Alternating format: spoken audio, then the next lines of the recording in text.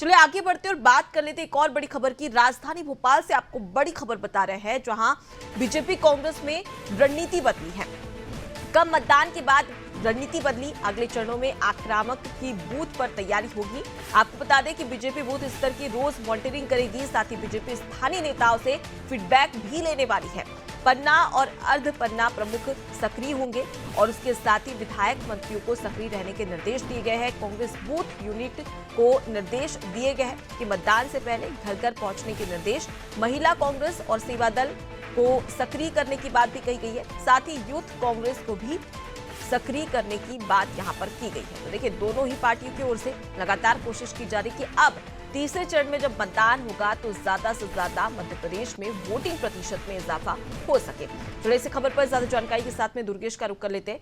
दुर्गेश, एक और भाजपा ने एक रणनीति बनाई थी जिसमें हर बूथ पर 2019 के चुनाव के मुकाबले 2024 में 370 वोट ज्यादा, लेकिन वहीं पर अगर अब देखा जाए तो लगातार पहले फेज में, दूसरे फेज में वोटिंग प्रतिशत काफी घटा है। हालांकि जब भाजपा और कांग्रेस से पूछा गया तो दोनों एक दूसरे पर वोटिंग प्रतिशत कम होने के जिम्मेदार लगाती रही, कि एक दूसरे पर यह आरोप लगाती रही कि कहीं ना कहीं भाजपा की वजह से वोटिंग प्रतिशत कम हुआ है। वहीं कांग्रेस का यह कहना था कि कहीं ना कहीं यहां पर बड़ी जिम्मेदारी भाजपा की होती है और लगातार वोटिंग प्रतिशत घट रहा है पहले और सेकेंड फेज में।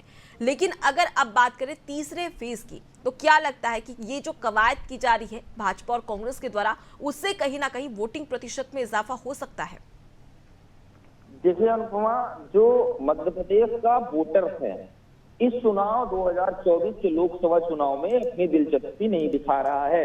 जब हम क्षेत्र में जाते हैं, जब हम फील्ड में जाते हैं, मतदाताओं से बातचीत करते हैं, उनके मनोभाव जानने की कोशिश करते हैं, तो साफ तौर पर ये चीजें निकल करके सामने आ रही है कि इस चुनाव में जो वोटर्स है, आम वोटर्स है, जो किसी सियासी दल से नहीं जुड़ा होता है, जो कोई किसी राजनीतिक दल का कार्यकर्ता नहीं होता है, जो न्यूट्रल वोटर होता है, वो मतदान करने में रुचि नहीं दिखा रहा।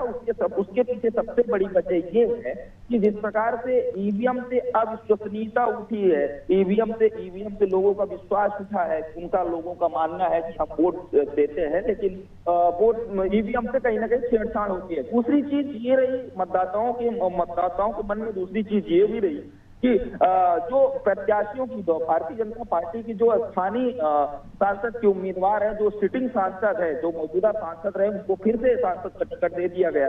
उन स्थानीय सांसद से मतदाताओं की नाराजगी नजर आई है, इसीलिए वो उस सांसद को वोट देना पसंद नहीं करते।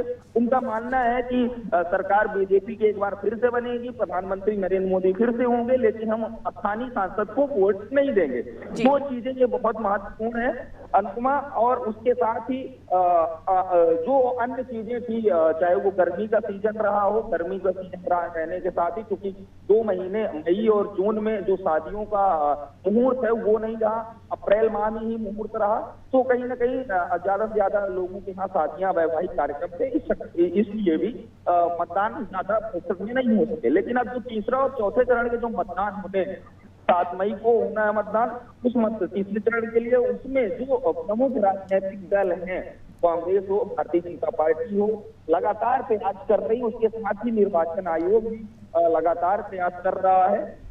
जिस प्रकार से भारतीय जनता पार्टी और कांग्रेस ने अपनी रणनीति बदली है, अभी हाल ही के दिनों में केंद्रीय गृह मंत्री अमित शाह भोपाल आए थे और उन्होंने मुख्यमंत्री डॉक्टर मोहन यादव के साथ बैठक करके साफ हिदायत दी थी कि आप अपने मंत्रिमंडल और आप अपने विधायकों को साफ तौर पर निर्देशित करिए कि जिन मंत्रियों के क्षेत्र में, जिन विधायकों के क्षेत्र में वोटिंग % कम हुआ है, तो उनको कहीं ना कहीं नुकसान उठाना पड़ेगा चुनाव के जब परिणाम आएंगे उसके बाद।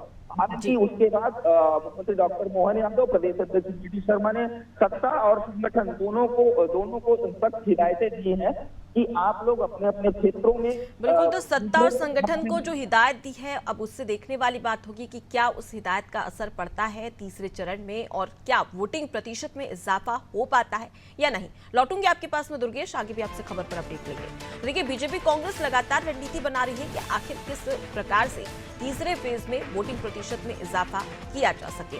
और सबसे बड़ी बात कि कई सारे कारण यहाँ पर बताए जा रहे हैं, क्योंकि हमने पहले और दूसरे फेज में देखा कि किस प्रकार से वोटिंग प्रतिशत मध्य प्रदेश में लगातार घटा है।